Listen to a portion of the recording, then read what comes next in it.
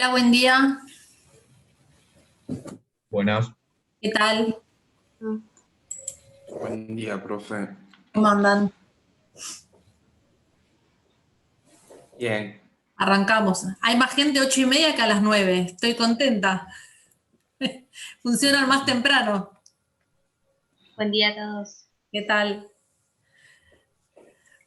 Bueno, hoy como tengo que cortar 10 menos 5 porque tengo un compromiso acá virtual, pero con el colegio de mi hija, vamos a hacer 2 módulos ahora seguidos, si les parece, y hacemos un recreo a ver cuánto llegamos hasta hacer hasta las 10 menos 5 y después continuamos 11:30. ¿Les parece bien?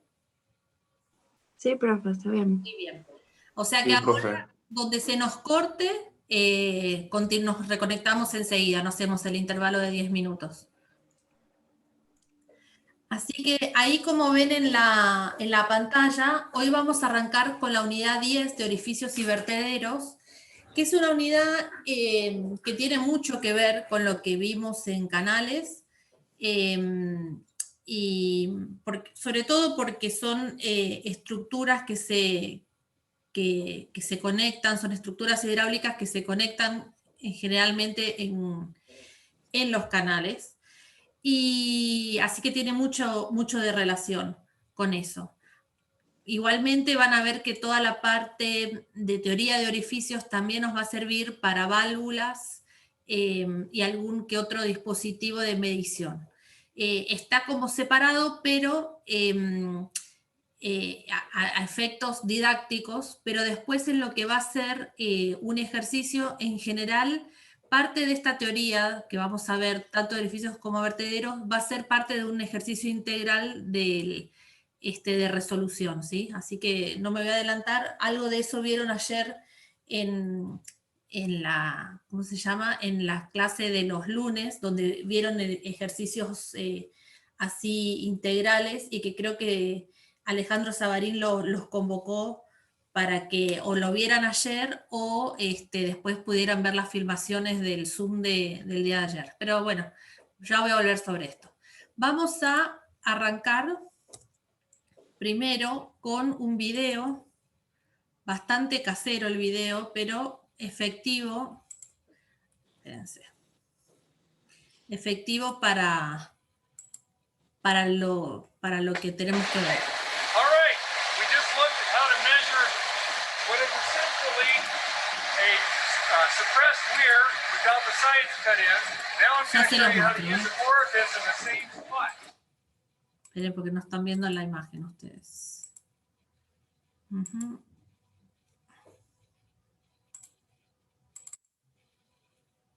Ahora sí.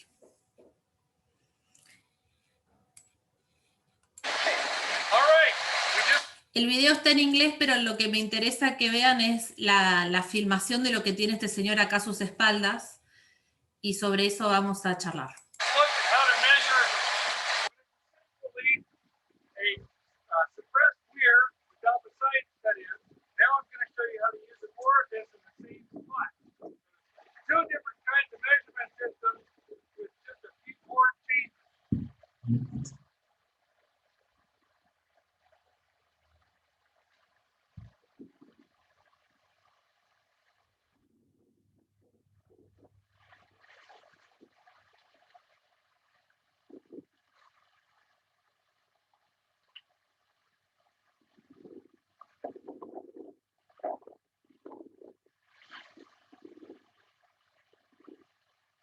Now all the flow is coming up through one hole.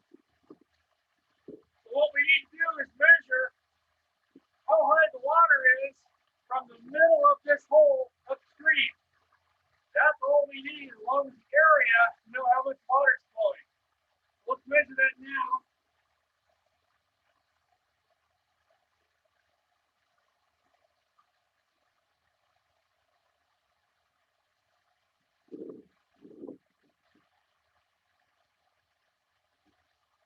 Height of the water is 0.25 feet. The orifice is 1 foot wide and 3/10 high. So we'll go back and calculate that from the table a little bit later. Muy bien. Lo vuelvo a poner. All right, we just looked at how to measure what is essentially Esto que él muestra acá, antes de poner las maderas, esto es lo que nosotros vamos a llamar un vertedero, ¿sí? Ahora, cuando él coloca las maderas, él está haciendo una comparativa para medir el caudal que está pasando por ese canal.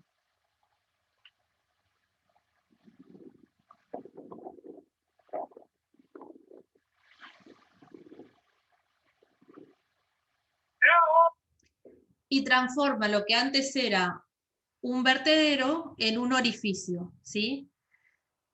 Entonces, como vamos a encarar la teoría de la descarga, es decir, qué caudal está pasando por esta estructura hidráulica, en ambos casos, primero, ¿qué podríamos decir o qué me podrían decir ustedes de la diferencia entre lo que es el funcionamiento de este vertedero con este orificio? ¿Qué diferencias hay, digamos, ya de simple vista?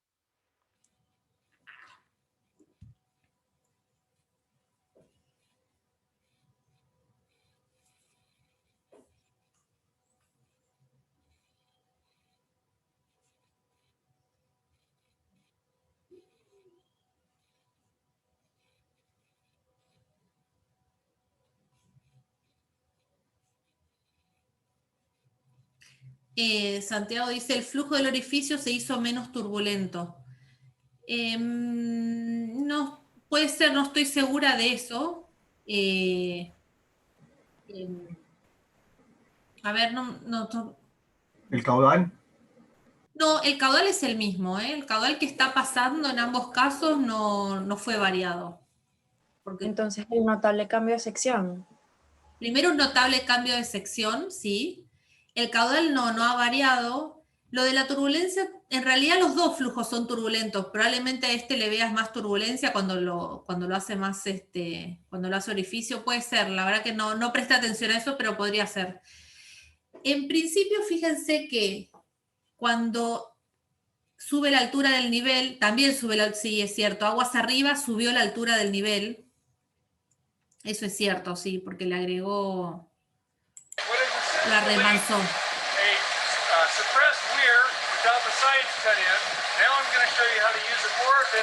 En principio lo que me gustaría definir con ustedes es que cuando hay un vertedero, la lámina de arriba no está en contacto con ningún sólido, es decir, está en contacto con el aire. En cambio, cuando hay un orificio, si bien el orificio es una estructura que está practicada también en la pared, igual que el vertedero, es decir, los dos son intervenciones en una pared vertical, atravesado por agua. En el orificio, todos los lados del orificio, todo el perímetro del orificio está en contacto con el agua, ¿sí? Voy a poner donde el señor, a ver.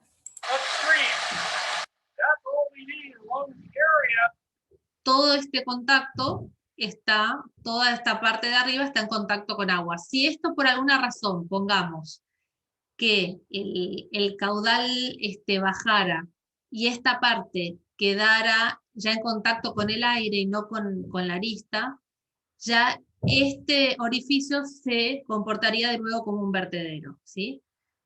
Entonces, el caudal de descarga respondería a otra lógica, o ya vamos a ver cuáles serían las diferencias. Entonces vamos a volver a la presentación. Ay, es cierto que tengo que...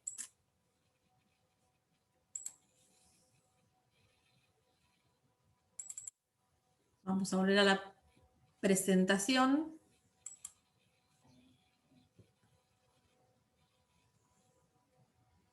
Ahí está.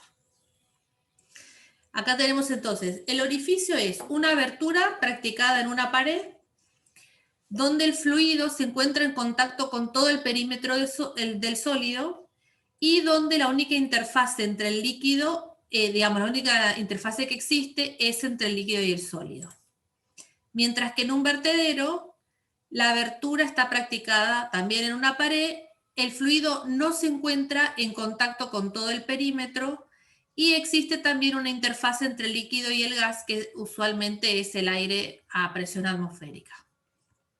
Esto como diferencia, y vamos a ir leyendo unas frases, digamos, para poder contarles por qué es importante para nosotros ver la teoría de orificios y vertederos por separado y prestarle atención. En principio, estas dos estructuras van a ver que las vamos a usar como estructuras de control, tanto para regular como para medir, ¿sí? Y vamos a ver que en general, todo lo que vamos a hacer nosotros de deducciones ahora, la energía que se tiene para el escurrimiento es lo suficientemente grande para vencer a la tensión superficial de forma que no se produzca una lámina pegada, un chorreo por la pared, sino que la lámina del chorro, tanto en el vertedero como en el orificio, es una lámina que se llama así lámina destacada y es una lámina, digamos, concreta, observable, bien formada, ¿sí? Tanto las dos estructuras las hemos visto antes, porque en unidad 3 nosotros habíamos hecho algún que otro ejercicio donde, recuerdan, teníamos por ahí un embalse, un conducto, y eso desembocaba en una boquilla que desembocaba a la atmósfera, y nunca habíamos prestado especial atención a lo que ocurría en esas boquillas, por ejemplo, o en un orificio de un tanque. Nunca habíamos dicho si ahí había o no había pérdidas de carga, etc. Y vamos a ver que efectivamente hay que hacerle ciertas consideraciones al respecto y que el error que estábamos cometiendo no era menor.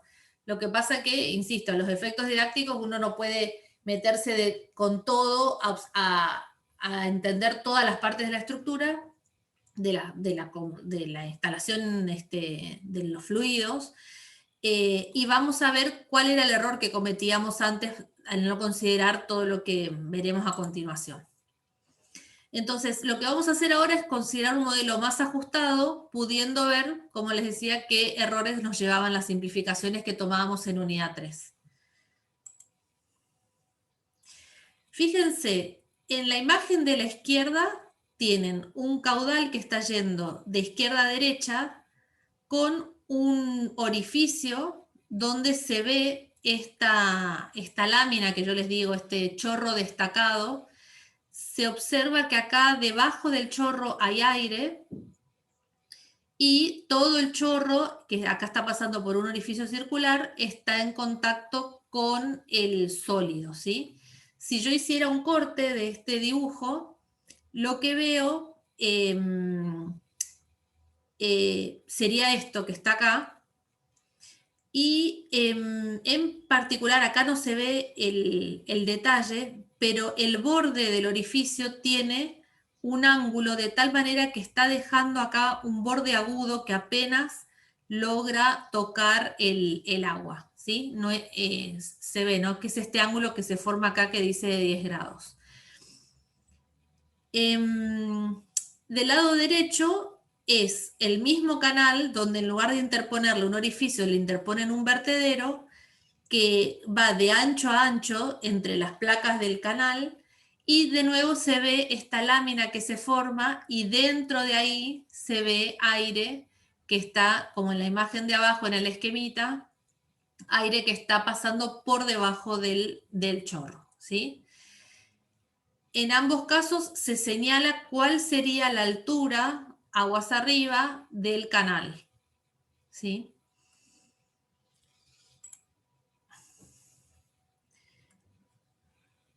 En ambos casos vamos a ver que si pudiéramos observar con detenimiento toda la red de corriente, veríamos que las líneas de corriente convergen en el pasaje, tanto por el orificio como por el vertedero, y en algún momento empiezan a diverger. Es decir, hay como un cambio de curvatura, ¿sí? En ese lugar del cambio de curvatura, justo ahí, se va a denominar sección contracta, porque se supone que la sección es más pequeña que la sección del orificio o la sección que viene después, ¿sí? Entonces, fíjense que el chorro pasa justo por la sección del orificio, que en este caso tendría un diámetro de sub 0, pero como las partículas justo que pasan por acá son obligadas a girar 90 grados, todo eso hace que ese envión, digamos, genere una vena contracta, que es una sección menor que la sección del orificio, que está un poquito desfasada de la pared. Y bueno, la ubicación de esta vena contracta en relación con la pared, como yo les dije recién, en este dibujo está un poquito desfasada, pero van a ver que ciertas características geométricas, tanto de los orificios como los de vertederos, va a hacer que esta vena contracta esté en distintas posiciones y eso va a generar distintos tipos de estructuras, ¿sí? En particular, observando el tipo de pared, vamos a ver que según la posición va a poder ser tratado como una pared delgada, una pared intermedia o una pared gruesa.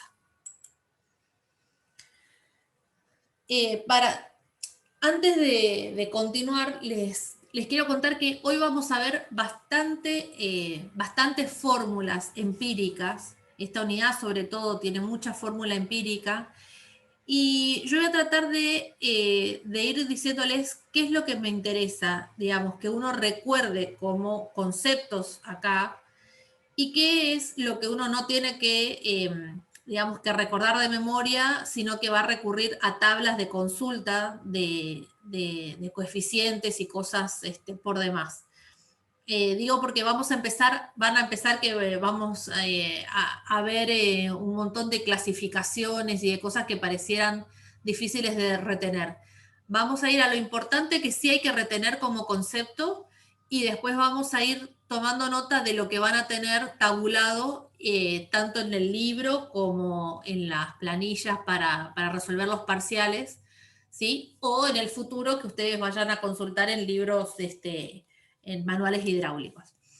Entonces, vamos a esto. Para espesores de la pared menores que 0,5 del diámetro del orificio, ese orificio se va a llamar orificio de pared delgada. Si el orificio está, digamos, si el espesor de la pared, perdón, tiene un espesor que es mayor a 3 veces el diámetro, se van a denominar orificios de paredes gruesas, y el intermedio se llaman orificios de pared, o sea, entre 0,5 y 3D se van a llamar orificios de pared intermedia. Lo mismo va a ser para los vertederos, ¿sí? Vertederos donde el espesor sea menor que 0,5 la altura del agua sobre el vertedero se van a llamar de pared delgada. Si son mayores a 3 veces esta altura, de pared gruesa, y en el medio se llaman intermedios. Acá, como bien dice, en estos casos la vena contracta se forma por fuera de la pared. En estos dos casos de abajo, la vena contracta se está formando dentro de la pared o sobre el vertedero, como está acá en este dibujo. Algunas estructuras que se comportan como orificios y que ustedes van a conocer a medida que yo los voy nombrando, es todo lo que son los orificios de desagüe de tanques y embalses, los sumideros, es decir, todas esas estructuras que sirven para captar agua de lluvia, los que están en canaletas, en cordones cunetas y demás. Las mediciones de caudales mediante lo que se denominan placa orificio. Las regulaciones de presión también a través de la placa orificio. Todas las válvulas que vimos, ¿se acuerdan? Todas las válvulas esféricas, válvulas mariposas, todas esas tienen el principio de funcionamiento de la teoría que vamos a ver ahora. Todas las boquillas y todos los orificios de descarga que están al final de una línea, como por ejemplo las boquillas de mangueras. Y como vertederos lo mismo, lo que veíamos recién en la imagen, como medición de caudales en canales, como regulación de caudales en equipos de tratamiento de agua, como regulación para caudales de riego, regulación de presas de embalse, también algunos de derivación. Bueno, acá hay una imagen donde ven la descarga de un tanque, es decir, el orificio de descarga del tanque, estos que están acá, este que está acá sería, las válvulas, todo esto tiene la teoría de orificios. Una compuerta, por ejemplo, que está metida en un canal, este es un corte de un canal, acá tengo una compuerta deslizante que regula el pasaje de agua. Fíjense esto, un chorro de descarga de una represa, este es un orificio aliviador, ¿sí? En lugar de un vertedero aliviador es un orificio de alivio en una represa. Esto es lo que se denomina la placa orificio, que es una placa que se interpone en una cañería, que tiene un diámetro menor al diámetro de la cañería y que van a ver que nos va a permitir hacer una toma de presión que nos va a indicar qué caudal está pasando por la cañería. Esto es parecido a lo de recién, solo que es un tubo Venturi donde el cambio de sección que vimos recién, en lugar de darse en un elemento en particular, se da configurado con el límite exterior de la cañería, ¿sí? Y a ver por acá que tenemos. Bueno, esto es una boquilla que está puesta al extremo de la cañería.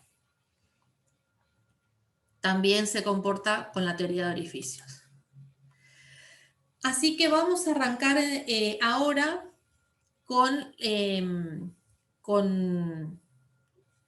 ver cómo formamos y cómo calculamos qué caudal está pasando por un orificio tal como el que tengo en la figura. Van a ver que vamos a definir una estructura que vamos a llamar orificio perfecto, sobre el cual vamos a hacer toda la deducción y todas las simplificaciones, y después vamos a ver de manera comparativa qué cosas pueden cambiar de esa definición de orificio perfecto, y vamos a ver a dónde nos llevan las variantes. Entonces, en principio, vamos a la terminología que vamos a usar. La altura que tengo entre el pelo del agua, ¿sí?, y el baricentro del orificio, esta medida se va a llamar H en general, y también se denomina carga sobre el orificio, ¿sí? Indistintamente se usan los dos términos. La carga del orificio es, entonces, esta altura entre el baricentro y el pelo del agua sin perturbar, ¿sí? Diámetro de subcero, las medidas de subcero van a ser en general en orificios circulares el diámetro, y si no vamos a ver qué nombre le ponemos. E va a ser el espesor de la pared. La vena contracta, recuerden entonces que es la sección donde tenemos el mayor como acogotamiento del chorro. A sub 0 es el área del orificio. ¿Qué más tenemos acá? Bueno, nada más. La velocidad V es la velocidad del canal de llegada. Desde acá para arriba, en general, vamos a considerar como que este es el canal donde está puesto el orificio, y la velocidad V es la velocidad que vamos a llamar velocidad de llegada, ¿sí? Vamos a tomar un volumen de control que inicia en esta línea izquierda roja, que termina en esta línea roja a la derecha, y que toma todo este volumen de control, todo lo que está encerrado entre esas dos, ¿sí? Vamos a considerar que la sección por donde inicia o por donde ingresa el caudal es esta, y por donde egresa caudal es esta otra. Y a ese volumen de control le vamos a aplicar la ecuación de la energía. Si el flujo es permanente, si no tengo caudal, si no tengo calor, si no tengo potencia de ejes, y si como les decía, es permanente, solamente nos va a quedar este término de las energías internas, de la energía cinética, de la energía potencial y de la energía de presión, tanto en esta sección 1, que vamos a llamar, como en esta sección 2. ¿Sí? Esta de acá es la sección 1.1 y la sección 2.2.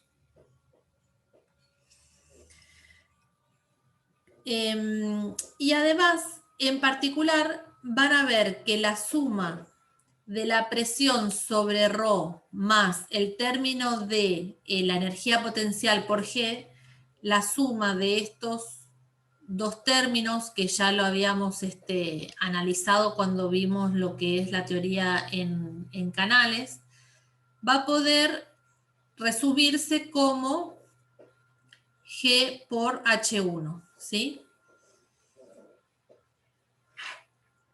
A la salida, en la sección 2.2, la presión, como vamos a considerar que justo ahí, digamos, las líneas de corriente se pusieron paralelas y uniformes, en la sección 2.2, si tengo presión atmosférica por fuera del chorro, tanto por arriba como por abajo, la presión interna no puede ser otra que la misma presión atmosférica, ¿sí? Entonces, este término, el término de P sobre ρ en la sección 2.2 es 0, porque estamos considerando entonces que es toda atmosférica internamente, ¿sí? Estamos trabajando con presiones relativas. Y por otro lado, el eje de referencias de la Z está pasando justo por el baricentro del chorro.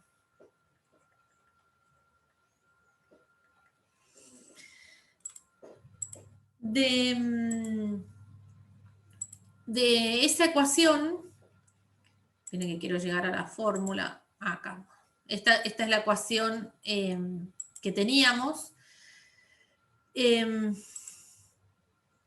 Vamos a agrupar la diferencia de energía potencial U2 menos U1, y nos quedaría G por H1 como el otro término, ¿sí? La velocidad 1 la vamos a despreciar, que es la velocidad que tengo en la llegada del canal. Esta sería la velocidad 1, y acá yo tendría la velocidad 2. En esta sección 2.2, acá tendría la velocidad 2. Entonces, vamos a despejar este término de la velocidad 2, y fíjense que la velocidad 1 la desprecié, de tal manera que nos va a quedar que la velocidad en la sección 2 va a ser igual a 2 por G por H1 menos la diferencia de energía interna entre la sección 2 y la sección 1, ¿sí?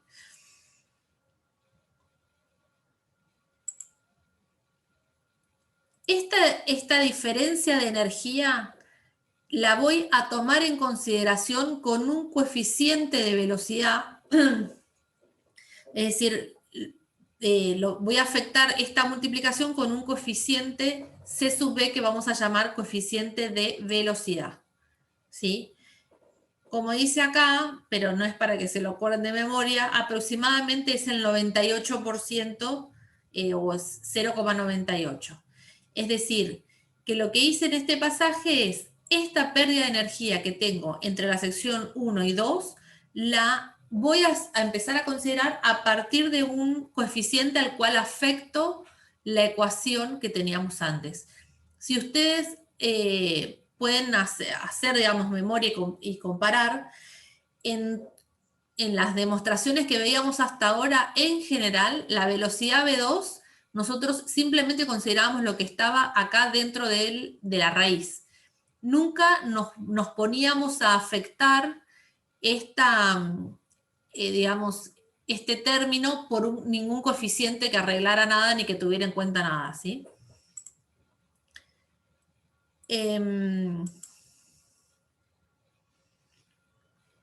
Entonces, esto es la diferencia, o la diferencia no, recordando que el caudal es igual a la velocidad por el área, nosotros como objetivo tenemos la de determinar cuál sería el caudal que está erogando este orificio, ¿sí? Para lo cual, ya teniendo la velocidad en 2, vamos a multiplicar eso por el área en 2, que sería, si esto era el área 0, el área que tengo acá en la vena contracta es el área 2. Y es lo que tengo escrito acá. Otra cosa que vamos a empezar a llamar es un coeficiente de contracción que va a ser igual a la relación entre el área de la vena contracta con el área del orificio. A eso lo vamos a llamar C sub C. Entonces, si C sub C es área 2 sobre área 0, el área 2 va a ser igual al coeficiente de contracción por el área 0, ¿sí? Lo que estoy haciendo es relacionar en esta ecuación el área de la vena contracta a 2 como el área del orificio afectado por un coeficiente de contracción. De tal manera que agrupando ahora ya tengo un coeficiente de velocidad, un coeficiente de contracción, ambos están afectando al área original, al área del orificio, multiplicado ¿por quién? Por la gravedad 2 veces y por la altura o la carga, esta H1. H1 es la carga sobre el vertedero. Recuerden la altura al baricentro del orificio. La multiplicación de estos dos coeficientes los vamos a llamar coeficiente de descarga con la letra C sub D, ¿sí? Y en general, experimentalmente, se demostró que ese coeficiente C sub D para un orificio que tiene estas características que dijimos antes, donde tenemos, recordando, el espesor de la pared es menor a 0,5 del diámetro, que tiene bordes agudos, como se ven acá, aristas agudas, donde la velocidad V1 del canal de llegada es despreciable. Es despreciable. Ups. El coeficiente de descarga de ese edificio es 0,617 multiplicado por, bueno, por el área del orificio por raíz de 2G por H1. Fíjense cuánto menor es la descarga de este orificio que la de no haber considerado todo esto que dijimos hasta recién, es decir, haber metido todos estos coeficientes de descarga. Es prácticamente un 39% menor la descarga que la que efectivamente tiene, ¿sí? Esto es, digamos, el error que estábamos cometiendo antes cuando no considerábamos todos estos hechos. Vamos a ver otro video donde ¿Puedo hacer una consulta? Sí, sí. Ahí en la fórmula, por supuesto que la velocidad depende de la altura h. Sí. Entonces, si está muy arriba, la velocidad va a ser menor, supongo. Sí, sí. Vamos, ya van a ver, ahora voy a poner un parámetro para qué es lo que yo llamo la velocidad de llegada despreciable. Es decir, No, yo te pregunto esto sí. porque en la práctica, yo que tengo que buscar más allá del caudal, la velocidad, digo, ¿cuánto se separa de la superficie para ver dónde cae? ¿Eso también tengo que buscar? ¿Esto de acá? Claro. Mira, bueno, justamente ahora lo vamos a ver en el video. Eso que acabas de decir lo muestra este video. Pero no nos interesa tanto cuán lejos cae este chorro a los efectos, por lo menos en el caso de... Hidráulico. Sí, a ver, estoy por ahí diciendo una pavada para quienes, este orificio es como el de la foto del orificio de descarga de una represa, por supuesto que donde cae seguramente hay un despelote, pero más que nada es, hasta ahora, quiero que prestemos atención a cuál es el caudal de la capacidad de descarga del orificio. ¿Sí? Veamos eso por ahora. Y después veamos otras configuraciones como lo largo que cae, que lo va a mostrar el video, y además tener en cuenta cómo es la velocidad de llegada. Vamos a ver si llegamos a ver el video antes de que se corten, igualmente, de que se corte el Zoom. Igualmente recuerden que lo conectamos inmediatamente, ¿sí? Vamos a ver esto.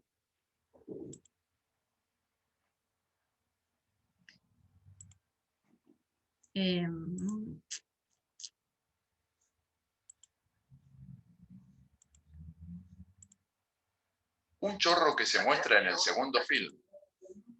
A ver.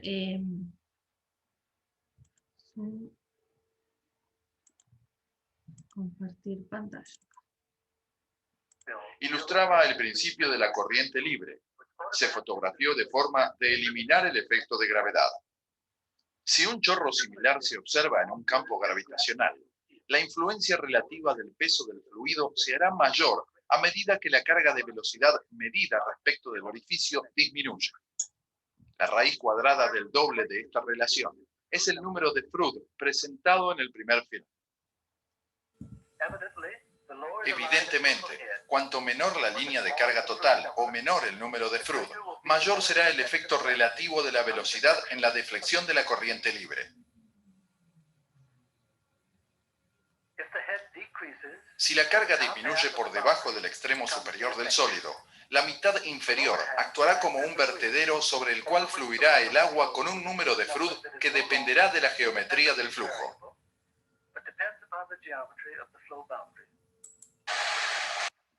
Ay. También...